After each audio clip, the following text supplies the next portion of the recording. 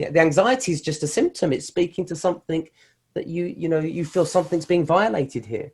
Even in our medicine, we see symptoms as expressions of the life force. It's actually a good thing when you're like showing symptoms, and it's Something's not right. asking, it's begging for renegotiation and healing and integration. Exactly. I'm still not integrated. Integrate me. Anxiety, skin rash, IBS, whatever's coming up. I'm still not part of the greater whole. I'm that lone sheep. Bring me back, O shepherd, and allow me to be back in the flock and bring back into oneness. That's what I see disease, and so it's a mercy. It's a expiation, we know, but it's also a mercy because it allows a person who's keen and wanting to grow and expand their consciousness and to purify their heart and to grow into increasing capacities of creativity and agency and all of that and relationship.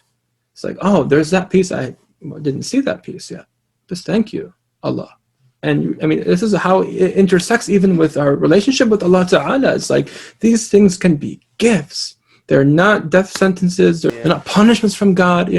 These are things that Allah Ta'ala is out of His rahmah, allowing you to see. And He wants you to have these internal forces at your disposal. And shaitan can't touch you. You'll be like Umar. You'll be invincible in some way. And that's why I love Imam Ghazali describing the body as a horse, because if your horse becomes agitated underneath you, you don't hit the thing and say, come on, move on.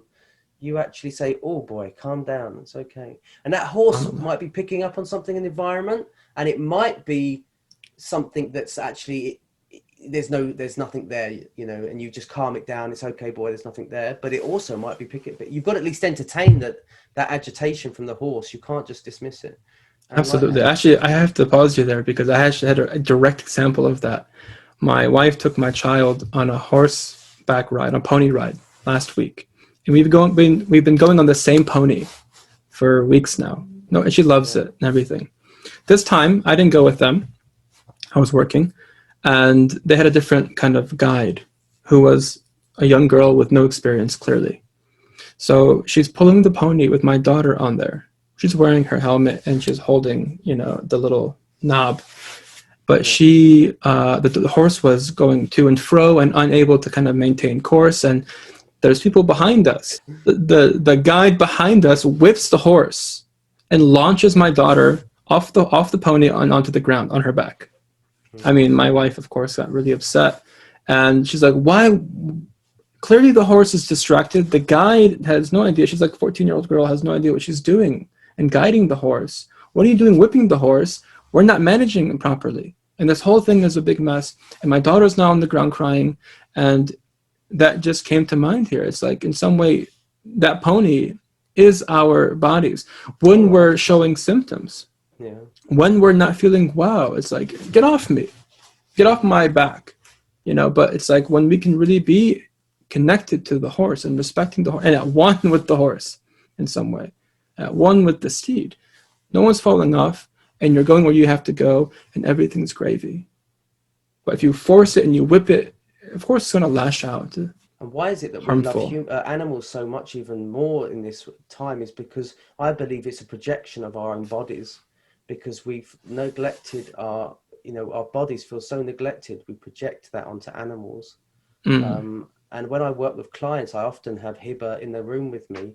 And she grounds them. She grounds my clients. I have clients actually request when my next session's on, I want your cat in the room. Because they don't feel, because the human connection is too activating for them sometimes.